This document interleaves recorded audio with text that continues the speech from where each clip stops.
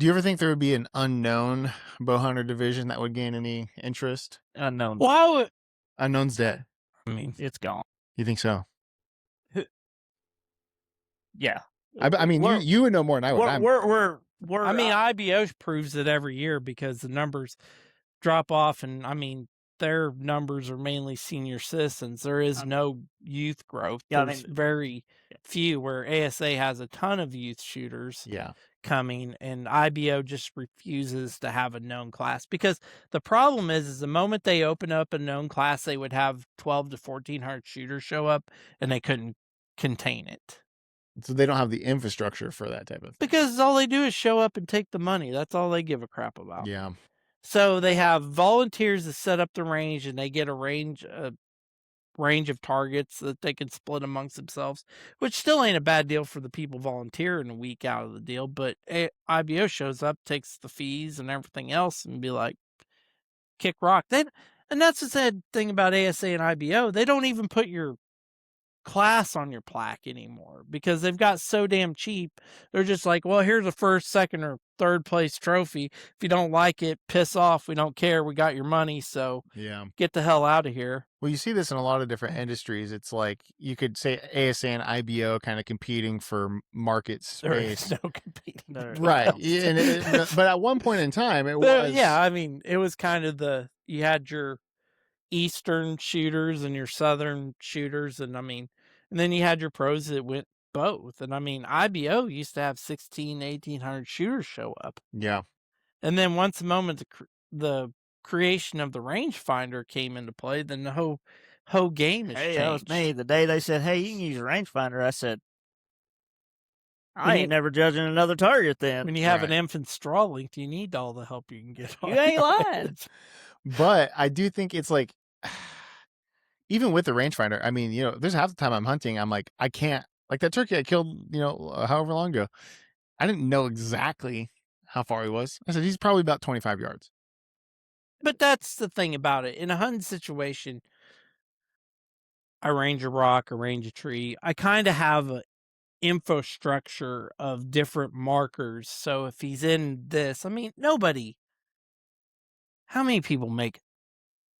Nobody's going to judge how many here at that's 48 yards. No, that's true. You'd have enough time to range. You're going to range that animal. Yeah. No, that makes sense. And if you're not ranging it, then you're probably an idiot and you probably don't need to be hunting. How many people make really great, say, I just put my pin on it and I started pushing on it like a stationary deer until the shot just broke and it went in perfect? Hell no. You hit hair and you punch the crap out of the trigger and it's gone. And it goes floop, and that's hunting. You don't need the most accurate bow in the world to hunt with, because half the time you're just putting a pin on hair. As long as you have that zone. Mm-hmm. Hey, I got a zone here. Mm-hmm. This is where my pin is comfortable to hit one. Where guys, that's where they do. They black out and they shoot them in the ass because they just black out. They find hair, but they don't. Sometimes I feel like hunting has. It's like the first night in the backseat of a car. Like it kind of goes topsy turvy. Just whatever happens. You know. I found some hair and I punched the trigger and I shot in the butthole. Which is a pretty lethal shot most of the time. Can be. Old Texas heart shot. Yeah. I do think there's a little bit of instinctiveness kind of in shooting. Like if you're picking your spot and, going through your process, maybe you're off a yard or two. It's like there's a little bit of instinctiveness that happens. Every deer I've ever shot, it's head to ass. And I just get the right punch in there. Mm-hmm. I'm always nervous. Like I just get shaken. Really? Dude, I always drop down off the top of the back and I come down. See, look, he's got a process. I just find hair. Like that deer's going to step out. I'm going to come in. And there's no aim, pull. There's none of that. But I'll come down and I find that front leg. And then once my pin, like say it's a 20-yard shot, my 50 is going to hit that front leg, my 40, my 30, and then that pin's going to stop. And when that pin stops and I know I'm behind the shoulder, You're still hunting with the 5-pin? 4-pin. 4-pin. Yeah. I always hunt with multi-pins because you never know when one's going to walk. Which this year I used like a 3-stack of B3 that has a single post and has 3 different, But one deer I shot this year at 72 yards that came in handy. So. Yeah. I hunted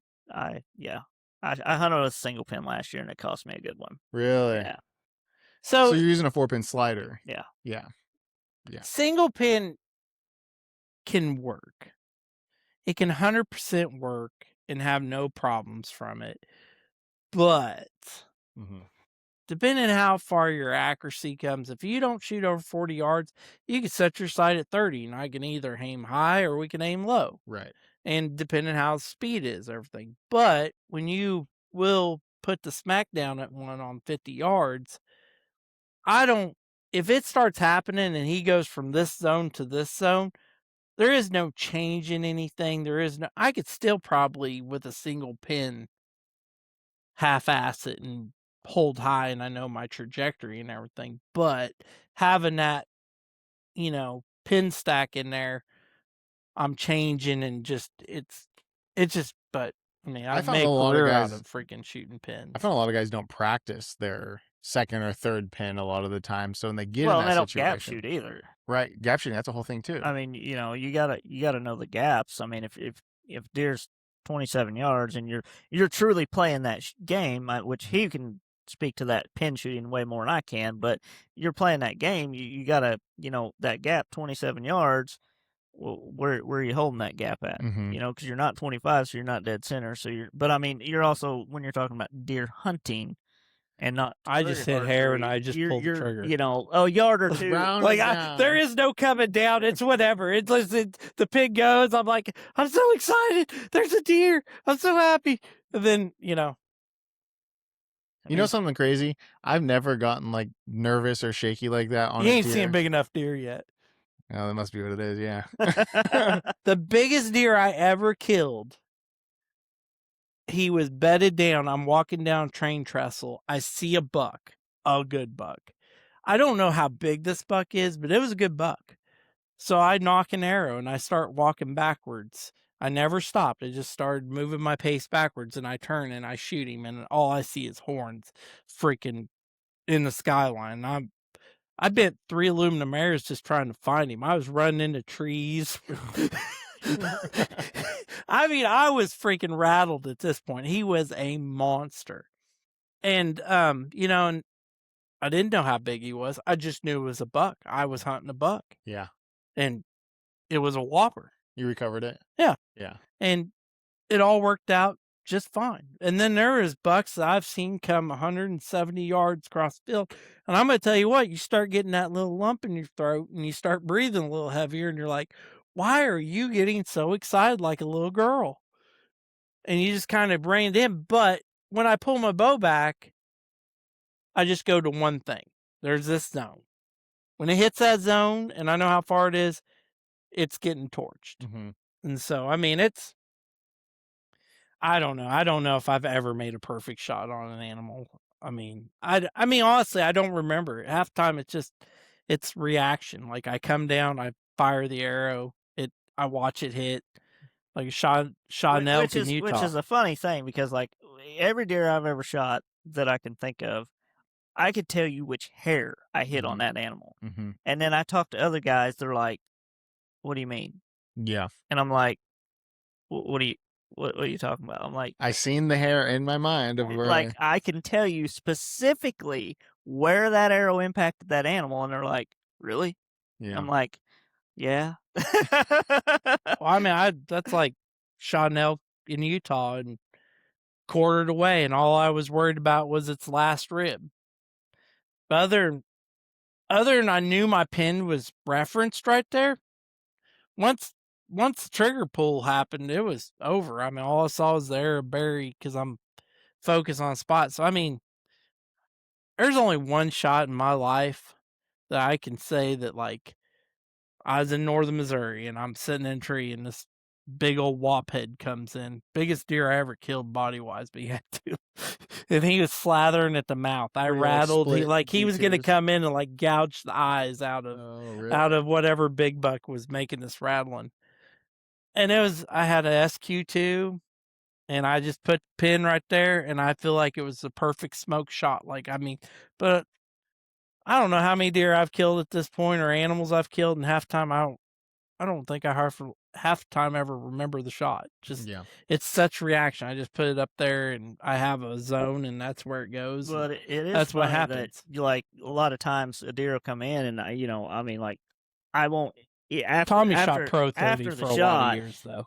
After the shot, it's like, wow, I don't even remember like really picking my bow up. I don't remember drawing my bow. Now I remember lining my pins up and focusing on that, but that's where the muscle memory comes in, and that's where these guys that don't practice, they don't get that, because I went automatically to where I'm supposed to go to. Yeah, 24 and a half draw. It didn't take long to get there. Yeah. We need to get you a 90-pounder. I think you'd be shooting some big boy speeds. You and Cameron Haynes, you guys could do. You might even got Cam beat by an inch or so. I don't know. It's.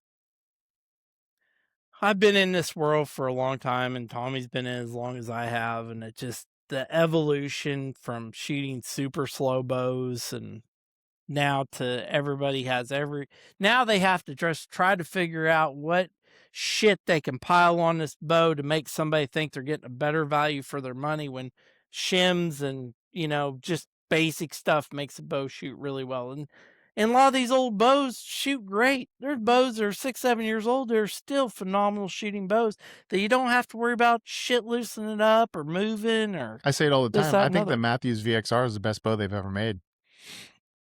It was so smooth. A lot of guys would argue with you on that and say the switchback was the best one they ever made. You know but what? I see a lot of switchbacks out there still. Guys are still shooting a lot of switchbacks. I mean, they were slow. They didn't have a whole lot of let off. And I think that's what's funny is, like, guys take older bows and they say they shot really well, but they didn't have the amount of let off. So, like, the bow was ready to go. When they pushed the trigger, there was not a long pause. Where now these new bows with so much let off, you don't realize from the point A to point B, when you start to pull that trigger, you don't realize there's 3,000th millionths of a second before that bow even takes off. And if your form ain't right and you're already moving to do something else, that just took off. Like a muzzle loader or some shit. It magnifies what happens and why your shot, your arrow wobbles out there, this, that, and other, and they're like, oh, my old bow was great. But yeah, I only had 70% let off. So when I pulled it back, I had to hold it back. So, I mean, there's so much, like, it's just so much crap on these bows, and they're just so damn expensive. And all you're buying is a false promise that this is going to be the greatest bow you ever shot in your life. Everybody's getting fed a big, stinky pile of bullshit. I'm paying $2,000 for a bow. Yeah. And I mean, I can tell you that carbon bows are nice for hunting. Nice and they don't change. Cold, they don't do thing. But I mean, seems like carbon bows are on the way out, though. I don't know about that. Well, Bowtech discontinued theirs. Yeah, because that thing was a big freaking anchor, and I think they took a piece of aluminum and covered it with thing, because the thing weighed like 5 pounds. Yeah. Yeah. I've never really cared about PSE doubled down on it. Yeah. And people are paying $2,200 for a freaking RX-10. And that bow, and you know what? Old Mohawk 10-time dry fire to freaking Hoyt. Hoyt is probably the best built bow on the face of the planet for holding up. I do have a lot of respect for durability, and however Hoyt does it is impressive. But if anybody listens to this, I mean, all 5 followers. Yeah. I mean, but I'm nobody, man. $600 bow, and I'm telling you, I have been humbled by just setting it up correctly and everything else. I can go kill anything. It has really good speed, and I could save $500-$600 to go put towards hunting or a tag. Yep. And that bow is just as reliable as any Matthews, and probably way more reliable than Matthews, because them things, limbs blow up on them. You just whisper blow up and limb cracks on the Matthews. I was wondering when that was going to get dropped. Well, I was at a bow shop that wasn't Eagle Outdoors earlier today, and I was looking at the Matthews Arc, and the limb already had a freaking chip in it. I was like, what kind of paint job you guys got going on here? So Matthews puts a little LSD in every handle. So when you pick up a new bow, you prick your hand when you pick up the grip, and it makes you think that this is gonna be the best bow I ever had. I just bought the the Lift X last year, but I got to have this Arc 34. It's going to change my life. I did feel a little funny after picking it up. Maybe that is what happened there. No, I mean, a guy wants a good bow, he can go buy a good used bow off the rack. If he is not going to travel around the country or whatever, he can buy a good, inexpensive bow that will go kill a deer anywhere in the country. Mm-hmm. But I mean, why does a guy buy an XL truck or a Lariat? Because he's bougie. I want my butthole with air blowed on it. Well, buckle bunnies don't get in, tradesman they scratch level. the seat with their frilly pants. XL, you don't care. You got to have a Laramie. You got to have a Lariat, or else you ain't getting no buckle bunnies in the backseat of the four-wheel drive. Come on. It all comes down to people, and like I'm preaching now is everybody in archery that's buying these high ticket bows and buying the they're trying to buy accuracy, and they will not spend money to improve themselves or even work hard. They may not even shoot that bow once every month. That's crazy. And you spend all this money, but you got a Matthews, you got this, you got that, and they're hobbyists. They're not. That's what it is. They're not dedicated hunters. They're not dedicated archers. They're hobbyists. And hey, the world's full of them. Whatever. You keep the industry alive, because without you, the industry is going to die. Because bow hunting is 95% of this industry. You can take all the target stuff you want out. Bow hunting pays the bills. Yeah. And so you got all these hobbyists out there that, they shoot, maybe if they shoot 200 arrows a year, they've done something. And so we need them, but they're never going to be any more than a hobbyist. I think they should stop sponsoring any shooters at like the professional level, and they just put so much money in the pot. If you win a like if you could be in the top 10 at like a ASA, and like they pay out $100,000 for first place.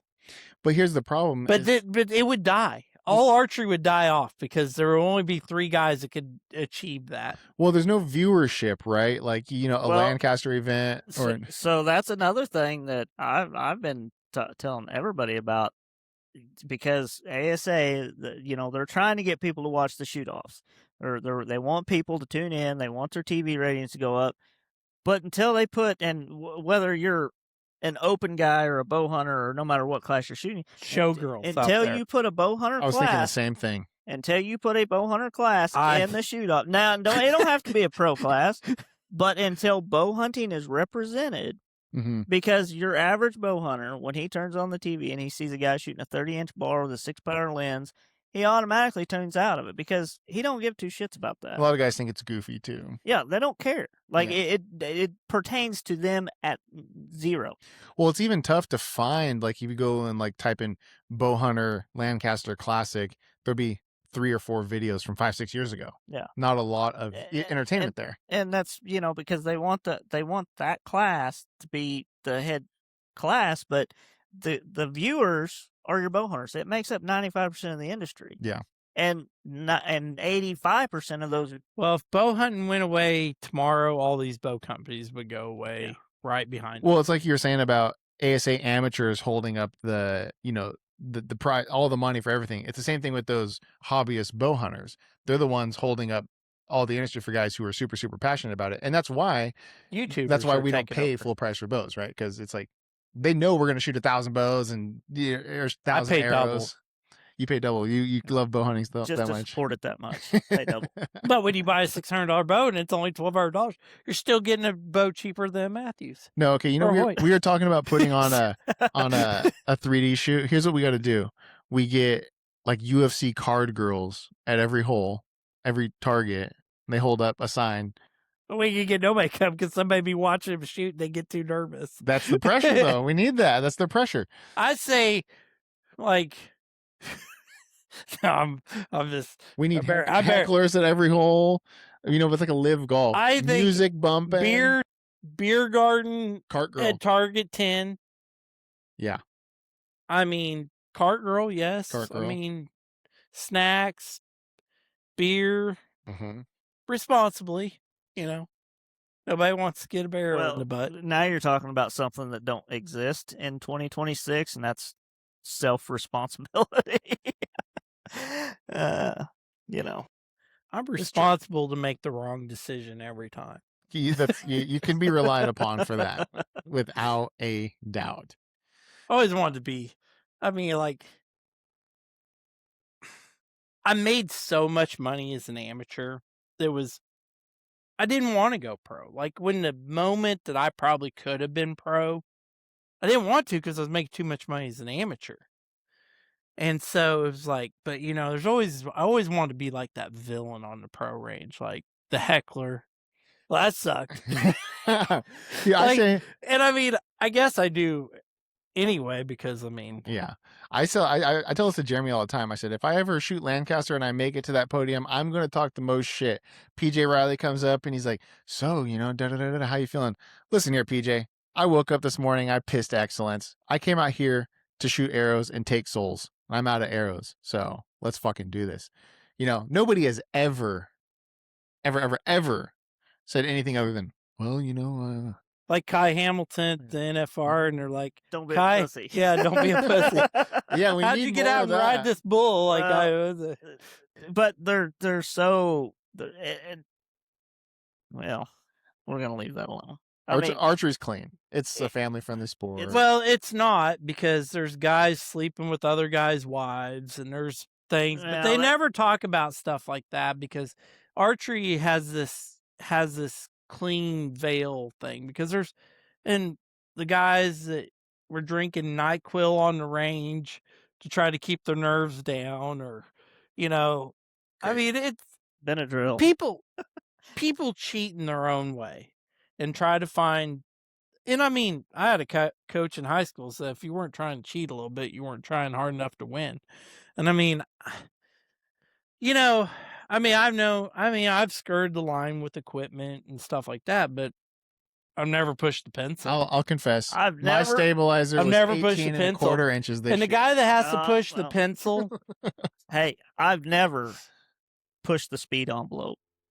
Yeah, nobody has. Nobody has. No, I really. No, he's really not ever. I don't think you could. Yeah, Like, hey, They don't make 100 grain arrow. I am shooting a bow. My setup right now, I'm shooting 284, and I'm like, 284. I mean, that's a really good speed. It's a very tunable speed. It's a great killing speed. But I'll never shoot 300, 310, 320. It's not even an option on the. I could, but I'm going to blow the bow up in about 3 shots, because that arrow's going to be so light that it ain't going to work. Or you can get a 90 to 100 pound bow. You can always do that. Have that thing be in a freaking. Yeah. If these shoulder workouts 8 days a week. I don't think my shoulder's going to take 90 pounds. That's At the end of the day, I don't think there's anybody that loves archery as much as I love it, and as much as I've sacrificed for it and stuff. And I mean, but that's my own world. I have scrimped and saved when I didn't have the money to go to tournaments, and I found a way. And I mean, I loved it.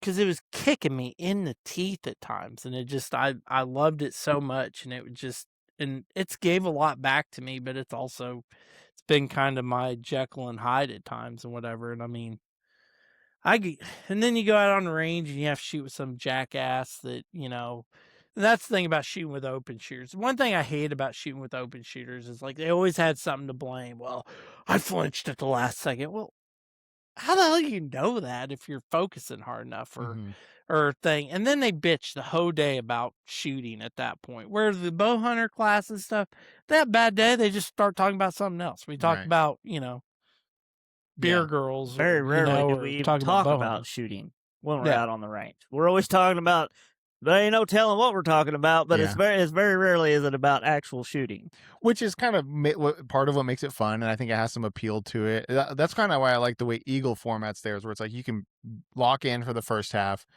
second half when you go to do the bow hunter challenge. I want to make that a money shoot on that side. And do it like the Clarksville rule. We'll just have an 80-yard max. 80-yard max. What would that look like? What would the logistics be there? So everybody pays... Groundhogs at 80 yards. Yeah. I could hit it. Possum swinging in a tree. I mean, 65. Those are tough targets. Those are actually. Oh, wait till you see the targets I got this week. Yeah. I got some new ones. Yeah, I wish I could be there. Oh, yeah. Hey, how do you like that design for the ASA shoot this week? There was the guy on the front cover was kind of scary. It was weird. away a little bit. I'm assuming the turnout's going to be a little poor because of it, but hey, you gotta throw some. Gotta use who you can use, right? Yeah. Right. There's only so many pictures out there in the world. It was that, or like an AI version of Scarlett Johansson pulling back a trad bow. Oh, let's not talk about her. Yeah. No, man, I love your passion for archery. I mean, both of you guys, like just for me being newer to the competitive archery scene and it's always been bow hunting, and it's just like, if you can be lethal at 45, 50 yards, that was all that really mattered. And when you start narrowing it in more and more and more, like you're saying, it's like, that's why I love hanging around with you guys and spending time with Jeremy. And I learned so much. And Tommy, I'll get you going and I'll just shut up. I think years ago. Go ahead. I think years ago, like, I looked at the guys that were better than me, and that was my apex. Mm-hmm. I had to beat these guys. And like, I have a plaque over here from Arkansas Bow Hunter back in like 2000 and like probably 4. And it's a 3rd place plaque, and it will always hang on my wall because the one guy that helped me in archery, but like, he didn't want me beating him, and I wanted to beat him so bad, and we shot a same score and tied for 3rd place, and they said, you're in a shoot off, and he's like, just go by 12s or whatever. And he shoot more 12s than they did, and he's like, you guys have the same identical score, you have to shoot off for it. And he's like, I don't want to do it.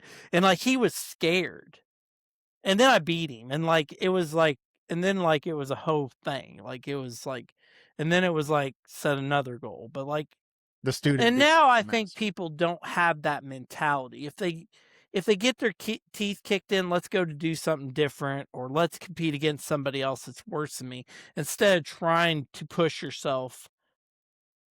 All the young guys around the shop, if they're worried about my score, they should be trying to beat my score and work harder to beat. Mm-hmm. And that's the way I looked at things back then. I mean, I came home from national tournaments, like literally came home, unloaded my stuff from the truck, went to the shop, opened my bow case, started tearing my bow down because I didn't like how it shot that weekend, or I was like, okay, I got to figure out something different because this did not work at this, whatever I got going on, something needs to change. And like, and it's that obsession that you have to have. Like, I mean, I wasn't in my house 5 minutes from being gone for a week, and I'm out there tearing a bow down. Like, all right, we got to fix this. If you don't want to do it every day, you don't love it. Yeah. And I mean, that is cut and dry, and you're never going to be good at anything. Yeah. If you don't push. And that's what I worry about, Stop bitching and just go out and work harder. Right. And that's what I worry about with something like ASA losing popularity, where it's like, if this whole thing's just going to become casual tact, go shoot a 150-yard thing with John Dudley and get your picture taken, it's like, we can't have that. I mean, I love ASA's cut down to where there ain't a Sunday, but years ago, that would have took me out of going to tournaments, because I would work all day Thursday and maybe get off early in the morning Friday and drive all thing, and we would roll in there for Saturday morning or Saturday afternoon and Sunday shooting. Well, now they've cut all the working people out of that, because now you got to be there on Tuesday, because there's people showing up on Monday or Tuesday setting up their crap. Yeah. And there's people showing up Tuesday when it don't start till Thursday, but they took the working class out of it, because all they worry about is putting the money in their pocket and get the hell out of here. As far as me running a booth, I like it. Well, hell, we can get on the road and be home early on Sunday. But for the competitor side of it, they're just shooting themselves in the foot. They're making it unattainable for people that were like me when I started out, that had to sacrifice and had to work a half a day Friday, and we drove all night to a damn tournament, and then drove all night Sunday night coming to get back home on Monday to at 4 o'clock in the morning on Monday morning, sleep for an hour, and then get up and go to work. We done that a bunch. So maybe they're shooting themselves in the foot in the long run. Yeah. And I mean, half the time, somebody cuts you out, you cut somebody out of your life, most of the time they have the knife in their hand and they're doing it to themselves. Oh, 100%. Yeah. So, I mean, that's just the same with thing. Like, they're looking at it, but when gas gets so damn high and hotels are stupid expensive because it's an event, and I mean, it's funny how middle class people or the people, when gas gets expensive, they stop spending money and they stop doing things. Even though it doesn't really affect it, it's going to cost, $100 more in fuel round trip. But it affects them. Like that pump price will affect what they do. And some people's budgets are super tight. I get that, but there's for me, there's always more money for bow hunting. You're not. I can round up. You're not going to ASA to save money. No, yeah. There's very few. I mean, I know some people that camp and they do whatever they can to cut costs so they go. But generally, most of the people go and are not winning. It's just a social event. Totally. I'm going to go see my friends this weekend. We're going to go and spend 2 hours in front of Denny's waiting to go get a place to eat. But I got to make sure block off 3 hours of time so I can get Chris B to sign my hat. Well, he ain't even showing up. You're going to have to go to TAC to get Yeah. your underwear signed in the front by him. Chris B, will you sign my underwear? Yeah, it's an interesting game, and I'm really hoping. I wish I could make it to this big shoot because I need to quit my job really so I can do more ASA. Working on the weekends is not conducive to shooting competitively. Not for archery. Not for archery. No. Maybe hunting. It's the best for hunting. It is the fucking best for hunting. I get out there on a Tuesday. I'm like, this place is abandoned. Yeah, you're going. Maybe you need to find you a midget to turn thing. Like you just have you a second thing. You want the midget or you want me? Right. Well, I'd probably take the midget in that case. Or... Sorry, tiny person. I'm sorry. That's not politically correct. Vertically challenged. Gravity ain't been so kind to him. Yeah, I'm not getting rich building strings by no means. Yeah, let's talk about that. What makes Mad Goat the best strings on the market? Because there's 2 people that build them and they're right here.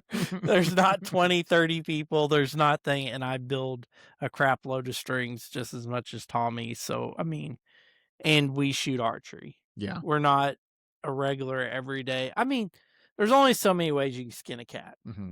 And and I deal with fibers. So, I mean, I can make a turd just like everybody else. But like at the end of the day, what I do and what he does is a reflection of us. When you put it on your bow, it's a reflection, and I don't trust. I trust Tommy, and even though I'm on his case sometimes, and he'll even vouch, like, if I don't see something I like, I'm going to say something about it.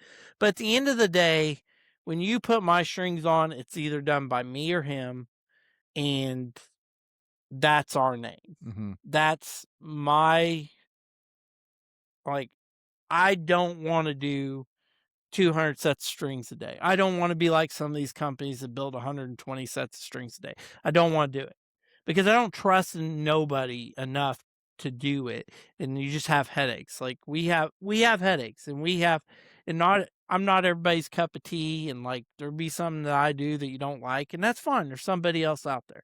But at the end of the day, it's my reputation going on that bow. Yeah. And I have pride in what I do. But I'm going to tell you one thing. People order crazy stuff. If you order black and white serving and keep it pretty thing, you're probably going to get a really good string. You start ordering crazy stuff and making it look like a flamingo puked it out or whatever, you're probably, it's you look at your professional archeries, they don't have nothing flashy. It's not. It's natural. It's just base color with a black or clear serving. Boom. Mm-hmm. And there's a lot of stuff I do, and I got to be happy with it, but I'm not happy with what they picked and what I had to try to do.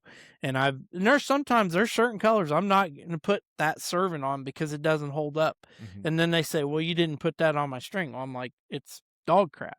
Yeah.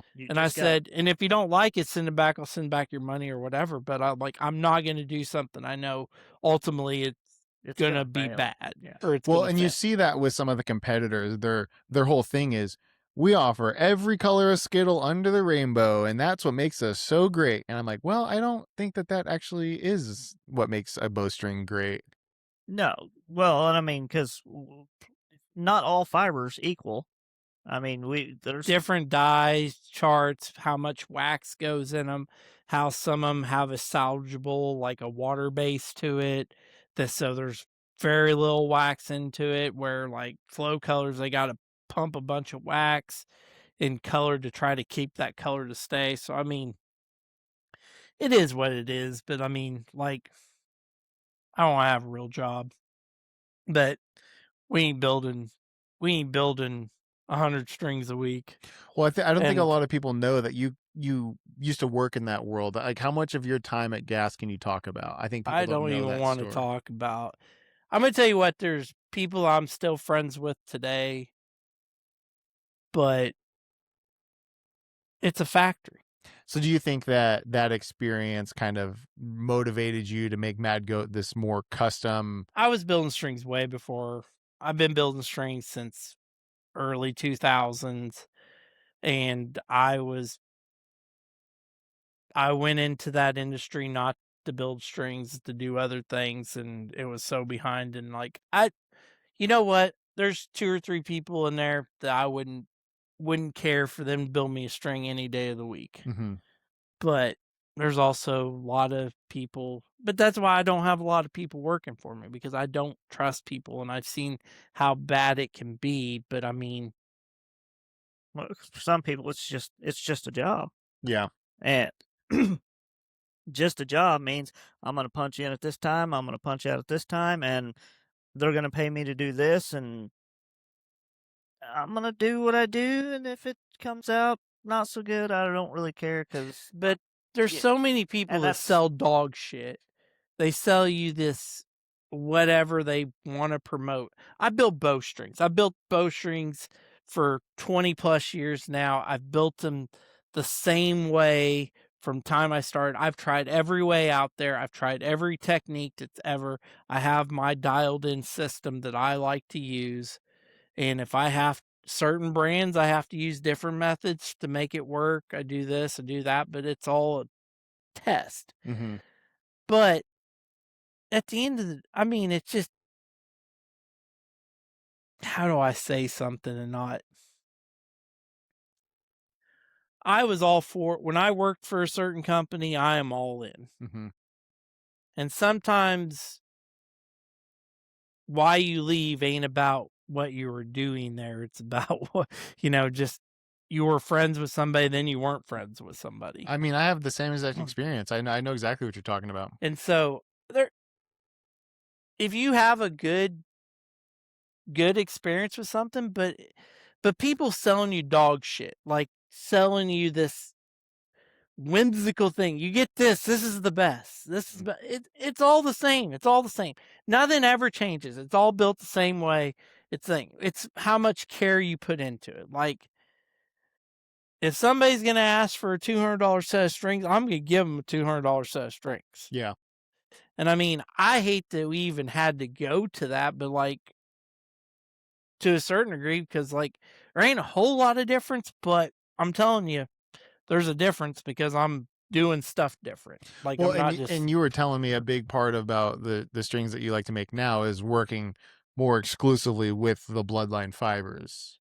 Bloodline just, they've, they weren't that great when we started out, and I told him what I wanted, and took him a while to listen, but then once he kind of dialed things in, I mean, it's honestly, it's a great fiber and stuff. And I mean, and his prices are not, you know, another company out there that competes with them Mhm. is a great company, but they've had us all by the short hairs. Because they almost And, had a monopoly on that, yes, those and strings. so I mean, and it's all the same. It's all Dyneema, it's all vector, it's awful different type of Dyneema, but it's all vector. Mhm.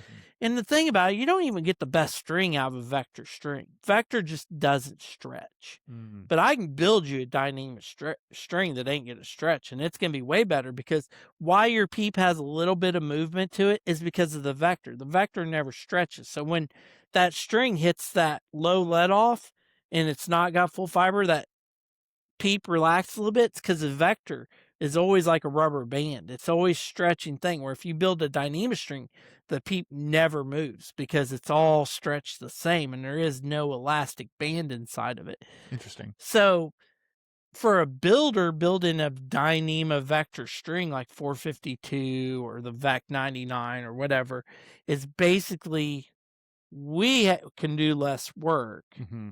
It's going to give you less problem because people talk about stretch. Vector does not stretch. Mm-hmm. It'll elongate if they haven't put enough time into it, or they didn't do something right. It can elongate in the heat, but like I heat my vector up before I start putting pressure on it so it can have time to relax, and then it comes back. But like that string is always like elastic band with vector in it. So that's why people's peep and stuff, and they don't do it right and you have more peep movement, is because that vector underneath the servant at top allows your top servings to twist and turn, and that's why you get all this peep rotation and stuff. So there is a science behind building bowstrings, but in the norm of the archery world, I got into archery this week. I could buy all the stuff to build bowstrings for $500. Hey, look, people, I got a new bowstring company out. I work a full-time job, but I'm going to build you a good string. And it's going to be perfect because I've been doing this for 2 weeks. You are not a string builder till you've built 250 free strings and gave to your buddies. Yeah. And figure out all the processes and all the crap done right. But I just started this string business. I've been shooting archery for 6 months, but I have a new string business. I would love to sell you a string. Mainly out of Oklahoma. I watched a YouTube video.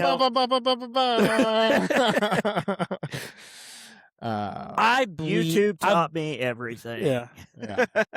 Hey, I started out on a Yellowstone jig, and I at one time thought all my archery problems because of the bow I was shooting that week, when it was just me. Yeah. So I had a lot of bows. Well, I was ordering Winner's Choice strings back in the day when they were $120, and I was buying a lot of strings. And I was like, dude, I'm losing my ass on buying good strings every time, so I better figure out how to do this. So, and that's like, I used to mountain bike race and stuff like that, and I didn't want somebody else working on my bike. I wanted to work on my bike, because if something screwed up,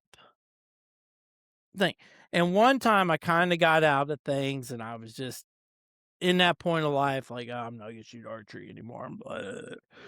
That is a horrible decision, because you always go back. It's like a sickness. It's like that crazy ex-girlfriend. You always go back. But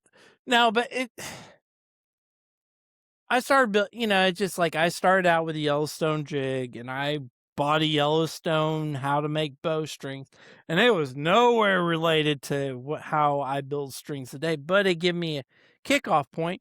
But I was hanging around a bow shop, and I started building strings for everybody, and I wasn't charging them for them. If they wanted to give me some money, fine. But I was learning. Yeah. And there's certain things you do, and there's certain things you don't. But everybody thinks they can build bowstring. And I mean, you can, but having the proper tools, and I got way more than $500 in my tools. Right. And so I'm a winner. And I've won, and I've done good at archery, and I've shot my own product. Even if I was working for a company, I made my own stuff. And there's people that are sponsored by bowstring businesses that still make their own stuff at home. Yeah. And or guys who are under contract to shoot a certain string, but are actually shooting something entirely different. Nothing like that. That's never happened to date. I've looked at a lot of pros' bows, and I'd be like, I know damn well right where that was made. And, it's, and there ain't no pros out there winning with factory strings from Matthews. Well, I mean, come on, they got to pump those things out like freaking hotcakes. It's not gonna make the grade. Okay, so but I've been in archery for 6 months, and I could sell you a bowstring. Yeah. Yeah. All right. What I want to do, first ever in history, custom bowstring order on a podcast. Never happened before. My new bow gets in next week. How would you build it if you're gonna build me the best set? It's Dart and Tritech 35. I mean, You can even pick the colors. It's a great bow. here's the deal. Okay, I've got flow green on, Yeah. but the Bloodline, the way he puts his colors in, he doesn't use as much wax like other companies do. So like he does make a pretty good product. But anytime you stay with like your earth tone colors, not super bright, you know, white's really good, natural's really good, black is good. I mean, but any colors that kind of stay in a neutral, and your servings. Yeah. But OD green serving is the worst. Okay, no OD green. Electric blue serving, the worst. I don't like blue anyway. Pink is the worst because it has so much buildup in it that when that strand, once that color comes out, it loosens that thing, and that's why you have serving separation. So you buy the string and you shoot it, and it starts to flatten out in spots, and it has all that material in it to build it up. It starts to flatten out. So clear and black serving is always money. How is their reds? I was thinking about a red string maybe. Or do you think red's got a lot of stuff in it? It's all right. It's got a lot of dye in it, so but it's not bad. Red's But red's okay. The fluorescent doesn't build up quite as much, so a green or an orange or a... So I'd stay away from orange. No orange. Orange is the worst. Flow yellow is the worst as far as buildup of the color in it. Their lime green is not that bad. Red's okay. The blue's okay. Well, and I was trying to build a set that was the goat green, right? So the mad goat. You can even do it with a little bit. What do you got? What do you got in there? Is that some purple? That is in there? flow purple. That's kind of cool. See, there's your signature string right there. I like to put a pin because I want to be able to show people. Like, I do not build a 2-color string. Yeah. If you order 2 colors, I'm going to put a pin in it because I want the main body to be 1 color. The pin is not going to affect much, but like if I have 2 equal bundles and they don't have the same dye, one's going to lose material and it's going to elongate a little different than the other one. So anybody like, oh, I want flow green and black. Well, this flow green is going to be a massive fucking strand. And the black is all got a salvageable dye in it where it's like water-based. So it's super thin and doesn't have much of anything. So you have 2 opposing dyes. Right. And so you have this buildup that's going to lose material, and you got this other one that ain't going to do much. So you're going to have a yin and a yang going on there. Of, you know, you don't things. want that. So, okay, so then in terms of serving colors, what is the most reliable serving color? You know, I've been listening. Black or clear. Black or clear. Black or clear. That's like it. 6 times. Nothing else. I mean, like your blues, your darker. Gunmetal don't seem to be. Gunmetal, I like gunmetal, but it's almost black. So, you know, I get one guy complains, like, you put black serving on the string. No, that's gunmetal. It just put it on dark color. It's going to look black. Yeah. So, and like, I don't know. It's just such a weird thing. Like, I mean, I've used different stuff because I'm always trying to test the envelope and also, you know, but honestly, the best strings I've had is the Bloodline Natural. I had it on a Prime RVX 36, and is it like white or is it? It's like... just a dingy white. It has no pigment, no dye in it, no nothing. And I mean, I shot those strings, and that was the first material I got from Bloodline that he made to my specifications. And I shot those strings all year. Never had a problem. Never moved. Never did, and didn't even like them. Like I didn't have my twist ratio quite exactly dialed in. I kind of built it what I normally use, and it was a little bundled up, and I didn't like it. And I was like, well, I guess if I don't like the string, I'll rebuild it. But like, it just stayed true. So I was like, I ain't gonna mess with something when it's shooting. So with something like a twist ratio, is that kind of where you start getting into proprietary areas, or do bows like does Dart and say, hey, put this twist in this string? Well, I mean, they have their own build sheets and stuff like that, and you know, there is a certain everybody kind of has. This is kind of where we go into the gray. Okay. Everybody kind of has their own thing.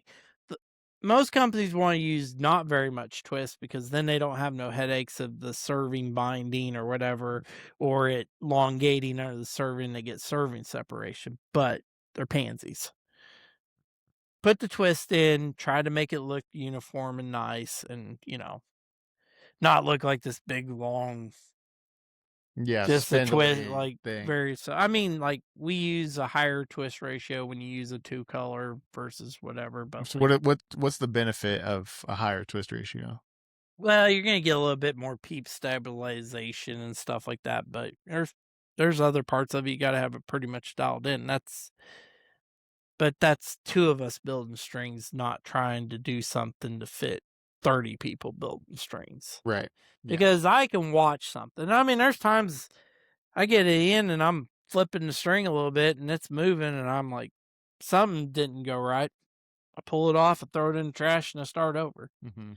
I mean, hell, there's days you don't want it, or you get down to the last bit of material and something screws up, and then you're like down to the last strand trying things. So I mean, it's just, but the more stupid something's gonna be loud, the more problems you're probably gonna have. So if I wanted to be like, look, I'm splitting hairs on everything on this bow. I want it to be the most dialed as possible. Natural string and cables with a clear serving. Or black. You could go black, or you could go gunmetal. We have blues are not That bad. Mountain Berry purple that I've been running, I haven't had any issues with it. So I It's mean, like that deeper purple. Yeah. it's a nice color. Yeah. What homo looking color was you getting? Like purple or something? Me? No, I wish, pink? dude. Well, when you shoot at 45 yard distance, What color is the bow gonna be? Gray. Just gray. Yeah, it's the gray. So I could throw whatever on there, you know. Natural gunmetal serving, probably. Right. Maybe with a splash of a pin in Let's it. do it. Right now. No. Nobody goes behind the veil. No, but I got if Ethiopians in there working. If I could get those next week, that would be great. Because I have some ideas for some videos I think it'd be really fun that I want to do with you. With that, so you're gonna have to be on camera for this one. I'll try to wear clean underwear. Yeah. Okay. We're gonna do it at Eagle. I already got the green light from Jeremy and Aaron. They like when I make videos over there. So who's gonna set the bow up? 3D Jesus. Yeah. Got to get Jeremy. He needs the reps. You getting a 35 or a 33? 35. Yeah. It's gonna be 80 pounds. 35 inches. Hopefully the limbs stay on it. No, they build it custom for me. No, hopefully the limbs stay one of on those it. guys. No, but then I set those quantums up. They're 470 grain arrows right now. It's a 125 grain tip with 2 inserts. I got the wrap and a may need to go to 300 spine or 250. I would have liked the 250, but I'll get you some 250s. You didn't fucking give them to me, so you want it fast, and what I have is 340 because I'm a big pansy and I only shoot 65, 70 pounds, so it works for me. Clearly, you're not hitting the gym hard enough. I hit the gym too hard. It hits back sometimes. I would love some 250s. How many grains would I gain from a 300 to a 250? 9. No, you're shooting 300s now. Yeah. So 250, that would be in the 10 per inch, something probably. 10 grains per inch. Yeah, because like it's only like 8.9, 8.5, something like that on the quantum. But yeah, I mean, I'd like to. I think it goes up to about 10 or 9.6 or 9.8 or something like that. Yeah, I would. But I've never owned a 250, so I don't know. Never owned them. Yeah, I don't need that. Maybe 10.1. I can't remember. I looked at that the other We can look at the catalog. We can Yeah. speculate. And I've never bought 250, so I do not know. Yeah. Because I've never needed 250s. Well, it's 80 pounds, 30.5 inch draw, and it's going to be fast. It's going to be real fast. But I don't mind running the 470 grains because I am getting an antelope tag this year. And so I need to be a little faster. I killed a full-size elk with 384 grains out of a 65-pound bow and shot her in the back hip, and the broadhead poked out the front of her chest. Yeah. You do not need those that high crap. fence elk, man. They're, Oh my God! they're soft. I have People, more deer. you can kill anything on the face of the earth with a 340 XT hunter. I have killed more deer with a 320-ish grain arrow than probably anybody's ever even dreamed of. Yeah. So I mean, whatever Chris B fantasy you're in, or Chris B, whatever. he's smaller than Tommy. What Well, are you I don't talking know, about? but like everybody talks this or FMJ or get your whatever. No, I look. Not everybody can do what I am doing with having. I mean, I'm just happy to get up to 400 grains, but you know, when you shoot a speed demon bear that shoots like 310 feet per second. Is that what you're bow shooting? Yeah, bear- like it's 70 Alaska. pounds. It's 70 pounds with a 420 grain arrow that smoked at 310 through the chronograph, and I was like, holy crap! I was going to ask you, with the Alaskan, it's a great bow. I've shot it before. I actually really like it. If you could make an improvement, like if Bear was like, "Hey man, we're watching Rashad's podcast. Hey, make it 2 inches longer. Let's have a XT, whatever Pro XT. So I just want a 35. Yeah. I love a 35 axle bow. 35, 36. That's but they don't make it, so but honestly the bow is legit. Yeah. And then it's got me on this whole damn whatever of buying too expensive crap, because like, all you're doing is buying crap. What do you mean? You do not need an ARC 34 at $1,600 No. to kill deer. And you don't even go out of state, or you don't really even do anything with it. I shoot whatever brand name, whatever, but you're buying accuracy. You're not buying. That's all you're doing. You're chasing accuracy. Well, for me, and I hate to say this on a podcast before this bow sells, but it was a great left-handed bow. That Elite makes a really great bow. They do, and I love the bow, but I have had some issues with durability. That was the problem. And so, and I almost bought a Hoyt before, this whole darting thing happened, because. We'd hate for you to get some quality. No, I mean, honestly, I don't think anybody really makes a really bad bow out there. I just think the prices. But when you're paying big name stars $200,000 a year to promote a bow for you, or whatever, I mean, you're gonna have to soak it up because you got these big factories and you got a lot of people. Yeah, I think so. I mean, I guess you have to charge for that, but I mean, like darting. I mean, last year, I mean, I hate to say it, but I mean, that sequel was probably the freshest bow in years that came out, like the most improved. Like that bow and the Tritech are super great. Yeah, they're made the same bows. bow with one extra feature on it. Really. I just don't. I mean, I had a sequel that I tested and put some strings on and got the feel of it, and I mean, it was great, but it was a fat girl, and it was a little too chunky. See, I wish they bring down some weight on that bow. Guys bitch about bow weight. I'm like, I'm not afraid to carry a 7-pound bow into the woods. I'm really not. It isn't. I want to be able. I don't care if the bow is a little. There's just a point how it balances, because I want to put the balance on the bow. I'm probably going to add enough weight that it's going to weigh whatever it's going to weigh, and it doesn't matter, but I just don't want the bow to be so damn heavy from the get-go that I feel like I'm not putting weight where I want to put it, because it's just, I'm already got that mass weight that I like. I mean, look at the stabilizer. I got, I don't know, there's 2/8, that's 20 ounces of weight off the back. That's like 6 inches, right? And then, yeah. That's what I told my her. Tritech 31, set up for turkey hunting with my quiver, everything on it, will come in at 8.2 pounds. Yeah, to me, that's a great weight. I feel good holding an 8-pound bow. Unless you're packing it through the mountains on 15-mile walks every day, and then it gets pretty heavy. Okay, but look, if you're doing 15-mile walks, you can't be Yeah. a pussy and do that. But I don't really care. The only reason I really like carbon bow is because it doesn't get cold. Yeah. That's one thing. That's the only plus, and it doesn't altitude and coldness. It does not expand and contract. True. Like a aluminum bow will. Yeah, if you're going to So Utah it or doesn't have the Colorado, changes in it, but it's also nice to carry when it's 20 degrees and you don't have a glove on, and the bow's getting warmer versus getting your whole body and hand colder.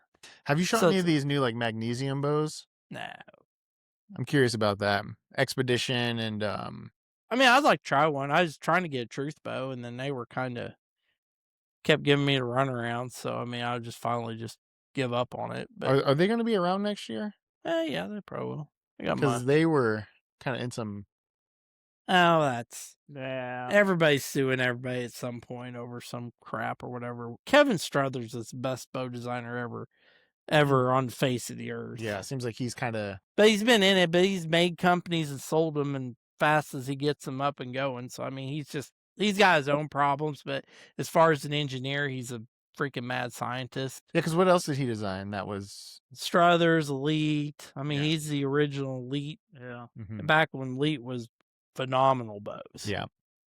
C28s, freaking, Energy 35. And Elite still makes a great bow, but I feel like I'm a little past their prime, like coming in. I mean, I hate Bowtech is a awesome, phenomenal bow, but the company is a big giant turd. What, like the customer service? Oh no, just the like what they management did. of Yeah, the company yeah. is a big giant turd. Well, are you biased in any way whatsoever?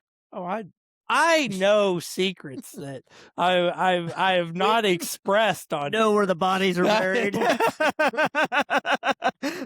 So Yeah, this isn't. I don't think we want to get Uncle Tim in any problems here. So they've screwed me over Really? at times. Like they just. I mean, it started way before Tim and Kyle. yeah, So it was a weird move. It definitely made some noise in the industry. But anytime anybody pivots even 2 degrees to the left, everybody's got to talk about it. Well, you're making a lot of money, and when you have a bunch of investors, that's one. This is what I'm going to say good about Matthews. Mm-hmm. Matthews kept 3D going when everybody else was pulled out. Matthews stayed. And that's why there's other sponsors in 3D archery, because Matthews has always stayed and used that as ASA and IBO. yes, as a stepping stool for their promotion and their advertising. When I don't think anybody else would have stayed. And Matthews has one guy at the top of the food chain that comes in and makes the decisions, and that's how it goes. Mm-hmm. This is how it's going to go. We're not cutting our budget. We're going to keep paying more pros. We're going to buy podiums, and we're going to keep it going. And if there was only one reason I would ever shoot a Matthews, is the simple fact that they have stood up and not been bought out by conglomerates, and just they say, this is what I'm going to do, and we do it, and that's how it is. That's how it is. Right or wrong, that's how it is. And that is why they have always stayed top tier. And first of all, as a bow shop, there's not nobody walking in their shop with a Matthews bow that they got from Matthews as an influencer or this, that, and other. Matthews don't give nothing for free, and they ain't giving anybody handouts unless you're in the chain. Yeah. Unless you're in the chain, or you get a shop bow, or you're actually on staff with them. There is nobody walking in with a lead or a darton they picked up from some guy and be like, oh, well, you want this darton? I'll sell you one for super cheap. Just so there's not. They have a prestige to them. If you wear that Matthews jersey, you were picked. I will give that one thing to Matthews, but I don't think Matthews has made the best bow year after year. I don't think they've built a top tier bow. I think they just live off their name sometimes. It's not a bad bow. Like that Arc 34, I shot it. I actually kind of liked it. Mm-hmm. Didn't feel that bad. But they have always had the same crappy handle. And I've always hated their crappy handle. No, you got to rip it off. That's why it's the late 90s, everybody has always made new grips for Matthews. When you have 5 companies out there making money off building, aftermarket grips and stuff, and that's paying for Tim's air rifle stuff, is him selling aftermarket grips for a bow. But Matthews, I will give them props for that. They don't cut corners as far as their advertising or having pros or this, that, and other. It is what it is. So what do you think about Darton's sort of rebrand and re-entry into the market? I mean, it's coming in hot, that's for sure. So when they were bought out by Randy at Black Eagle, and they had Pete Crawford as like their VP and stuff, them guys know how to bring companies back. They give a lot of people cheap bows to get them out there and shoot them, and they're offering some contingency, but they're putting people on. But also on the bad side of that, they're putting a lot of people on. I don't mind the Darton. I kind of like the Darton, but I wouldn't shoot it even if I could, because there's people they put on staff that I don't even want to be associated with. Yeah, there's some things like that. I know. Yeah, I know. And so I think that can be bad in the other way. They're doing the type of thing where instead of paying for the 5 biggest influencers you can get, they're like, put it into an army of 10,000 people's guys. And even if they do a little Facebook post that gets 2 likes, it's like Darton. So, they are doing right by the way you have to do it sometimes. When Bowtech did it, when Bowtech came back from the ashes, I got put on Bowtech staff with other people, and they just put a ton of people on Bowtech staff, and hell, it was a good deal. Tim called me, he's like, "Hey, you want to be on Bowtech?" And I'm like, "Probably not." And he's like, "Well, I'm sending you a contract." I looked at the contract, saw the free crap I was getting, and I was like, "I think I'm going to shoot Bowtech." Free crap's nice. And Bowtech makes a phenomenal bow, but their company is dog crap. The people that run it are dog crap. And that's just the way it is. Yeah, you're not the only person that feels that way either. One of the questions I was talking with my buddy Kellen, who's a Bowtech out in Oregon, was, do you think lefter? He's another lefty, one of the premier shooters. Oh, no, left coaster. Oh, yeah. I thought you were talking about the elite physical capabilities of being left-handed. Because everybody knows you get a +2 accuracy left-handed. But because you're right-minded. You got to be a little off to shoot left. You can't, My dad's left-handed. He beat the crap out of me all the time. Yeah. Do you think companies will ever go to a every other year bow release model? This whole drop a new bow every single year, it doesn't leave enough room for innovation. And it would have to be unanimous, probably, right? If Bowtech, Hoyt, nobody's gonna do that. Then they'd have fall rules, and ain't nobody gonna do that. I think it would be the best thing for innovation. That's been talked about so many times over the years. Has it? And hey, it's never gonna happen. I'm just happy that, PSE, for example, they launch 13 brand new bows every year. Well, but used to, nobody launched before the everybody launched at the ATA show. Now they're launching in August. Yeah. And dropping bows, and it's like Hoyt always launched into September, 1st of October. Which is the worst time to launch a bow, right in the middle of elk season? No. Right before deer season? No, because everybody's got archery on their mind. Yeah. And I remember it was like new bow is coming out. The rep's gonna be there. I'm driving down to the shop as fast as I can. I used to get so excited to put that new bow in my hand, and now I could give 10 rats crap. Oh, look, they launched something new. Oh, same. Oh, they got an adjustable cable roller. Who cares? Just another thing to loosen up on the bow. Well, I don't know. I'm not trying to be. I don't. No, I just think it's got overcomplicated for people. Archery, you get all these features to maybe be able to work on it yourself. But what are you going to do when you go home and screw up a bunch of stuff because you don't really have a grasp? But then So I don't know if it makes it easier for the bow shop or not. The guy that wants to tinker, they go home and black out or something, and like. Well, you spend a lot of time in these, more rural areas going to ASAs and stuff. I mean, if Jeremy wasn't here, 80% of the, I mean, honestly, I would say 90% of the people show up at a national event stuff is probably tuned like dog shit.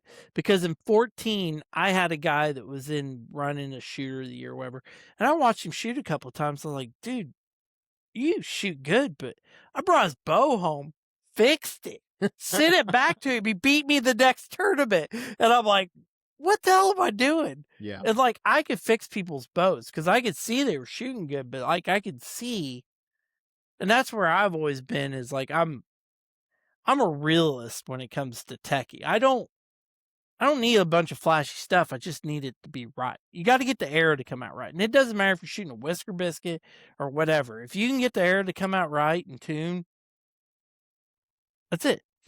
I feel. And even when I've shot stuff that's untuned, I still beat you with it. Right. Well, the key thing with archery, no matter whether it's the bow or you, it's repeatability. Mm-hmm. So even if you have some out of whack shit, you can still get in your 12 ring. I bought a $250 bear and beat you guys at league with a left-hand tear. I couldn't even get out of it. And still, it was like, but it hit. So it was like, whatever.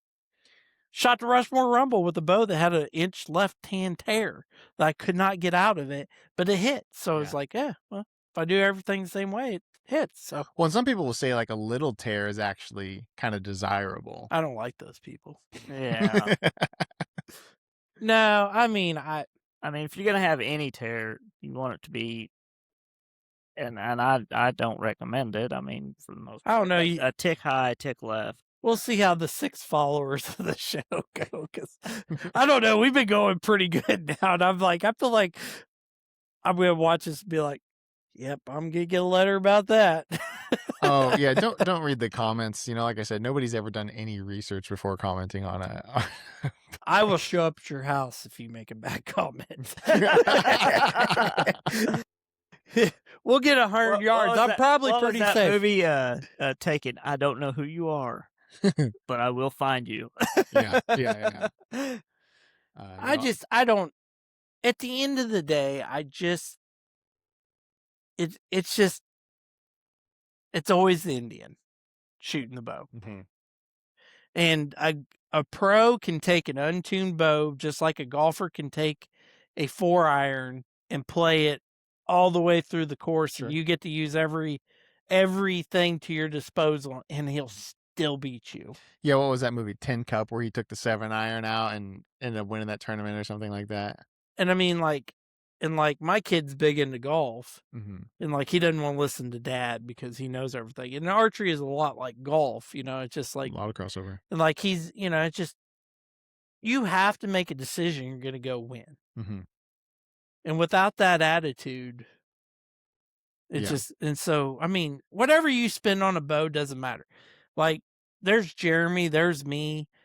I will come in and happily help anybody. You want to pay me $20 an hour or whatever, I will come in and I will help you. And there was a time that I wanted to have like the 2-day shoot, but like on Saturday, if you want to show up at 3:00, I'll go out and help you on the range with stuff. Mm-hmm. But people's egos will not. But I'm going to tell you the truth. I'm not going to candy coat anything. Mm-hmm. And like I've helped people in there just trying during the day. I'd be like, hey, if you do this, and some people want that. Some people are like, you can tell it's just running over like a chalkboard that you're telling them any kind of imperfection you have. And I had a bow shop in this exact little space right here, and I just found out nobody wants shooting suggestions. They want to buy their arrows, they want to buy the thing, and you take them out in the yard, and 90% of them doesn't want you to say anything. This is how I've always shot. Well, you've always shot bad then, I guess. Okay. Yeah, and it's interesting, right? Because it's like, even if like you bring up like a professional shooting course, like a Joel Turner shot IQ type of situation, a lot of guys are super reluctant to drink the Kool-Aid. Yeah. But it's like, if they're still not, banging out 300s, it's like, well, you ought to pay somebody. Well, I've listened to his thing, and I mean, he has wisdom in it. I don't agree with all the stuff he says, but I mean, it's all about focus. It sounds like, And it's that last 0.003 of a millionth of a second, whether you're still focused on a target when you launch that arrow, or about the time you said this needs to go and you hit the trigger, and you've already started thinking about hitting the trigger instead of aiming. That's when everything goes south. Yeah. Yeah. And whether it happens really quick or it happens a long time before you hit the trigger and you're 6 inches over here versus maybe 2 inches. So, I mean, there's a lot of little things, but yeah. Awesome. Well, thanks for doing the podcast, guys. It's been a lot of fun. Yeah. Mad Goat Custom. We'll see how many people hate us this week. What's the Mad Goat? Madgoat at Bowstrings.com? We're not bad. No, we're not bad. Yeah. And then you guys are both on Facebook. If they want to hit you guys up, leave some hate comments, just do it on the Mad Goat page, because I'm on there, so I can clap back. Well, I will bite back. Yeah. As you should. Haters gonna hate. Ainter's gonna ain't. Well, this is fun. This is actually way more fun than I thought it would be. This would be my first podcast. First podcast. Yeah. Nice. Well, I'm glad. I've had people think, but then I feel like I know things that I probably let out or whatever. And I don't even think I've even used that much profanity on there. So I think I did more cussing on this one than I probably should have. I might have to edit myself out a couple bleeps and bloops. It happens. It was. It happens. This is a But Christian I think we did say program. something about midgets and some other things. So this is probably not going to be the most political correct thing, but it could be entertaining. I called Tommy a whip cracker in the very beginning of this. So. Tommy is the closest thing I'm ever going to have as a midget or a little where person. Are you going here? He's like my own personal hobbit. It's like a Willy Wonka chocolate like a hobbit. factory. That's all right. You're my And he will bite. Ain't what are you going to say when the door closes? But all right. Thanks. Oh, that's fun. Appreciate it. Yep. Yeah. This is a lot of fun. Let's do it again sometime. Yep. All right. Yep. Cool. We did. All right.